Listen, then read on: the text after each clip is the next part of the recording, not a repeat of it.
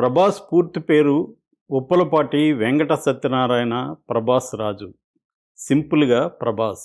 Fans పిలుచుకునే పేర్లు young rebel star లేదా డార్లింగ్ ప్రభాస్. ప్రభాస్ 1979 అక్టోబర్ 23న ఉప్పలపాటి సూర్యనారాయణరాజు శివకుమారి దంపతులకు రెండవ కొడుకుగా మద్రాసులో పుట్టాడు.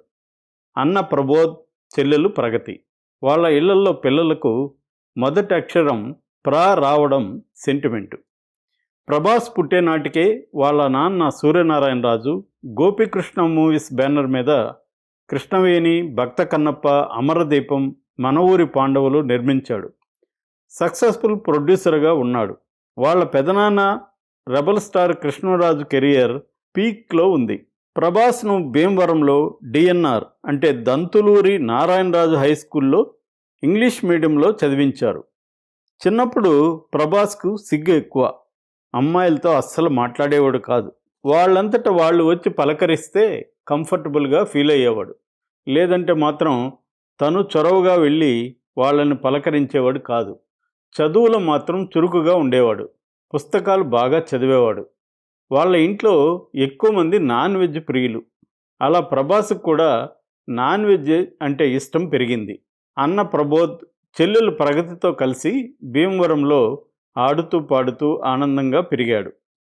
వాళ్ళ నాన్న సినీ నిర్మాత, పెదనాన్న పెద్ద సినీ స్టార్. అయినా ప్రభాస్కు స్కూల్ డేస్లో యాక్టింగ్ మీద ఇంట్రెస్ట్ ఉండేది కాదు. తోటి పిల్లలు కృష్ణరాజు తమ్ముడు కొడుకు కాబట్టి నువ్వు కూడా హీరో అవుతావు అని ఎగతాళి చేస్తుండేవాళ్ళు.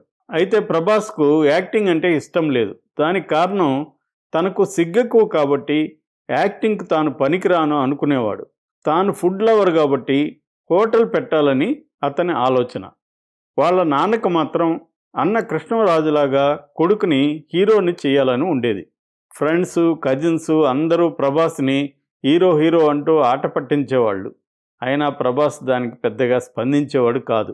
చెన్నై వెళ్ళినప్పుడు కూడా పెదనాన్నతో షూటింగ్లకు వెళ్ళినప్పుడు పెద్దగా నటీనటులతో కలిసేవాడు కూడా కాదు. దూరంగా ఉండే అబ్జర్వ్ చేసేవాడు. కృష్ణరాజుకు మొదటి భార్యతో పిల్లలు లేరు. ఒక పాపను పెంచుకున్నారు.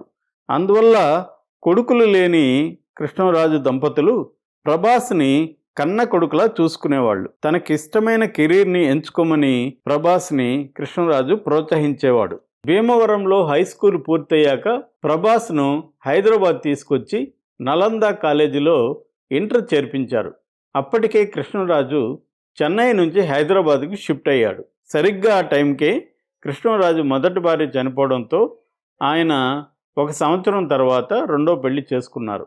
ఆయన రెండో భార్య శ్యామలాదేవి ప్రభాస్ను కన్న కొడుకు కన్నా ఎక్కువగా చూసుకునేది.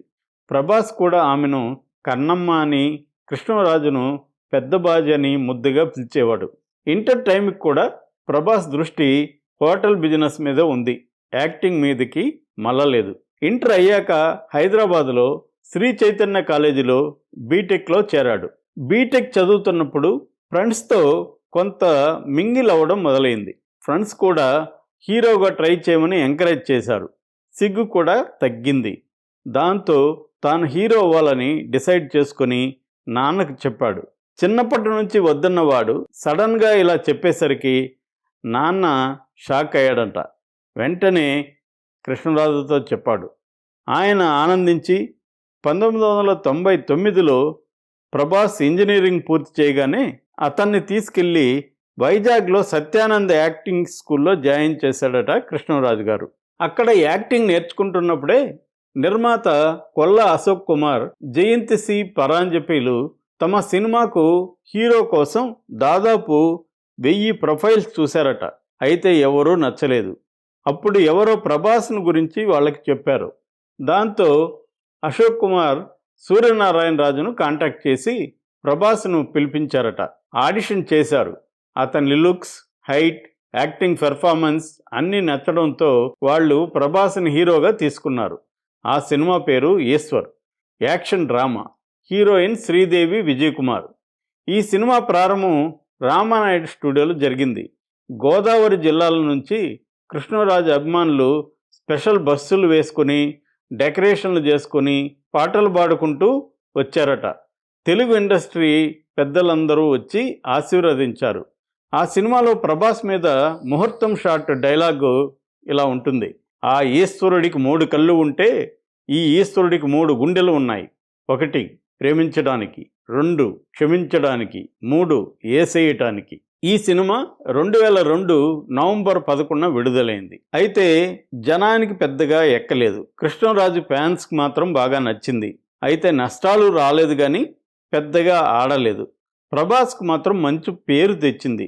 కొంత గ్యాప్ తర్వాత రజనీకాంత్ భాషా దర్శకుడు సురేష్ కృష్ణ దర్శకత్వంలో యాక్షన్ డ్రామా రాఘవేంద్రలో ప్రభాస్ నటించాడు. 2003 మార్చి 28న ఈ సినిమా రిలీజ్ అయింది. మొదటి రోజే ఫ్లాప్ టాక్ తెచ్చుకుంది. అయితే తెలుగులో మరో 6 అడుగుల మ్యాకో హీరో, స్టైలిష్ మాస్ హీరో దొరికాడని అందరూ గుర్తించారు. ప్రభాస్ కోసం ఈ సినిమా చూడొచ్చని రివ్యూలు రాశారు.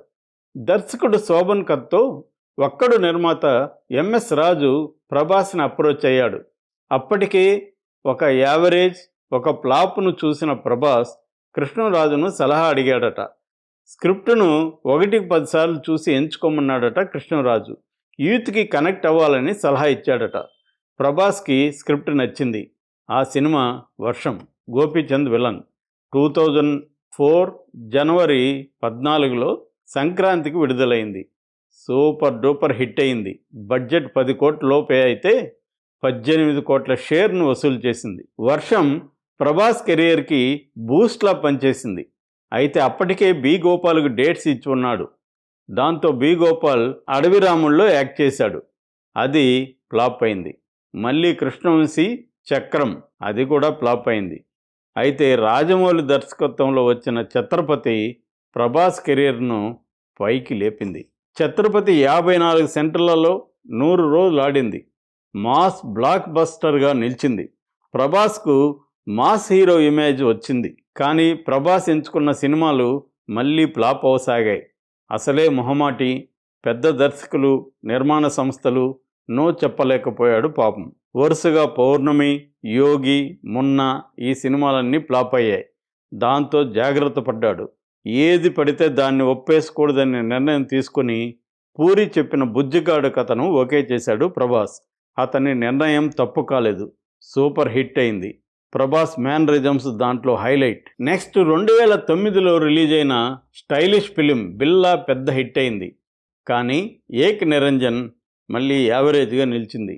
యాక్షన్ సినిమాలంటే బోరు కొట్టేసింది ప్రభాస్కు. దాంతో వరుసగా 2 లవ్ స్టోరీలను ఎంచుకున్నాడు. కరుణాకరన్ దర్శకత్వంలో డార్లింగ్ చేశాడు. హిట్ అయింది. 18 కోట్ల బడ్జెట్తో తీసిన సినిమా 30 కోట్ల పైనే వసూలు చేసింది. నెక్స్ట్ సినిమా దశరథ్తో మిస్టర్ పర్ఫెక్ట్ కూడా సూపర్ హిట్ అయింది. 30 కోట్లకు పైన ఇది కూడా వసూలు చేసింది. ప్రభాస్ మాసెస్తో పాటు యూత్కి, ఫ్యామిలీ ఆడియన్స్కి దగ్గరయ్యాడు ఈ సినిమాలతో. మళ్ళీ యాక్షన్ ఫిల్మ్ని ఎంచుకున్నాడు.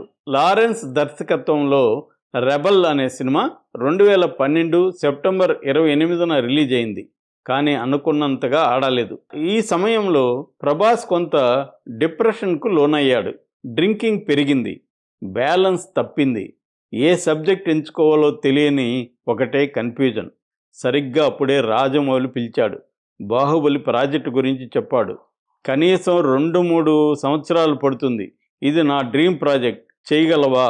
అంతకాలం ఇంకో సినిమా చేయకుండా ఆగగలవా అని రాజమౌళి అడిగాడు. దానికి ప్రభాస్ వెంటనే ఏం చెప్పాడంటే, నీ స్క్రిప్ట్ నాకు నచ్చింది, నీ ప్లాన్ నచ్చింది.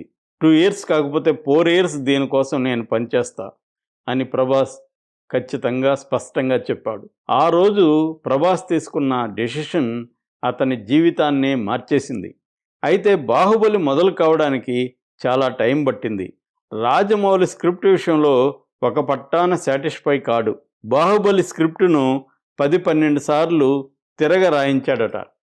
ఈలోగా ప్రభాస్ మిత్రుడు వంశీకృష్ణారెడ్డి కొరటాల శివను తీసుకొచ్చి మిర్చి కథను ప్రభాస్కి చెప్పించాడు. అది ప్రభాస్కు చాలా బాగా నచ్చింది. రాజమౌళికి చెబితే 6 నెలల్లో ఫినిష్ అయ్యేట్లు అయితే గో అహెడ్ అన్నాడట. అలాగే 6 నెలల్లో ఫినిష్ అయ్యి 2013 ఫిబ్రవరి 8న ఆ సినిమా రిలీజ్ అయింది.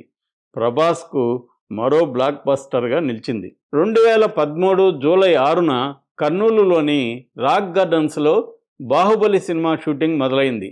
ఆ సినిమా కోసం ప్రభాస్ పడిన కష్టం ఇంత అంత కాదు.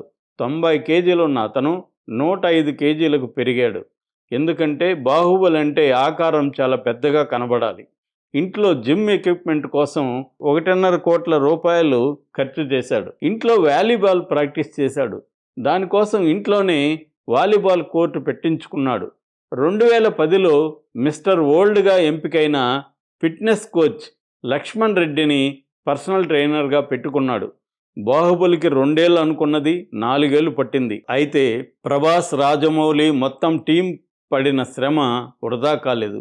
బాహుబలి సృష్టించిన చరిత్ర అందరికీ తెలిసిందే. కలెక్షన్ల సునామీ సృష్టించింది. పాన్ ఇండియన్ ఫిల్మ్ అనే కాన్సెప్ట్ను ఇది తీసుకొచ్చింది. ఈ సినిమాతో Prabhas pan Indian super star అయిపోయాడు. Top 10 highest paid heroes in India జాబితాలో చేరాడు. ఫోర్బ్స్ పత్రిక టాప్ 100 సెలబ్రిటీస్ లిస్టు ప్రకటిస్తుంది. 2015 నుంచి వరుసగా ఈ లిస్టులో 3 సార్లు ప్రభాస్ ఉన్నాడు. బ్యాంకాక్లోని మేడమ్ టుస్సాడ్స్ మ్యూజియంలో ప్రభాస్ వ్యాక్స్ స్టాచ్యూను పెట్టారు. ఈ స్టాచ్యూ పెట్టడానికి సౌత్ ఇండియా నుంచి సెలెక్ట్ అయిన మొట్టమొదటి స్టార్ ప్రభాసే. ఇప్పుడు తెలుగులో అత్యధిక పారితోషికం తీసుకునే హీరో ప్రభాస్. 130 నుంచి 180 కోట్ల వరకు ప్రభాస్ రెమ్యునరేషన్ ఉందని చెబుతున్నారు. 2019లో రిలీజ్ అయిన సాహో నెగిటివ్ రివ్యూస్ వచ్చినా వసూళ్ల పరంగా పెద్ద హిట్ అయింది. అయితే రాధేశ్యామ్ నిరాశపరిచింది. ఇప్పుడు ఆదిపురుష్, సలార్, ప్రాజెక్ట్ కే, స్పిరిట్లు రాబోతున్న సినిమాలు. త్వరలో హాలీవుడ్కి కూడా వెళ్ళబోతున్నాడు Prabhas. Project K Hollywood film లాగే ఉంటుందట. హాలీవుడ్ నుంచి నిర్మాతలు, దర్శకులు ప్రభాస్ గురించి ఎంక్వైరీలు చేశారని అశ్విని దత్ చెప్పాడు. అవెంజర్ సిరీస్, మిషన్ ఇంపాసిబుల్ సిరీస్లలో కూడా ప్రభాస్ని కన్సిడర్ చేసే ఛాన్స్ ఉంది. జేమ్స్ బాండ్కి కొత్త హీరో కోసం ఇండియన్ హీరోలను ఎంపిక చేసే ఆలోచనలో ఉన్నారట. అందులో టాప్ ఛాయిస్లలో హృతిక్ రోషన్, ప్రభాస్లు ఉన్నారట. ప్రభాస్ వైపే మొగ్గు చూపొచ్చు అంటున్నారు. ఏది ఏమైనా మన తెలుగు అబ్బాయి ప్రభాస్ పాన్ ఇండియా సూపర్ స్టార్గా ఎదిగాడు. త్వరలోనే పాన్ వరల్డ్ స్టార్ అవుతాడు. ఇందులో ఏమాత్రం డౌట్ లేదు.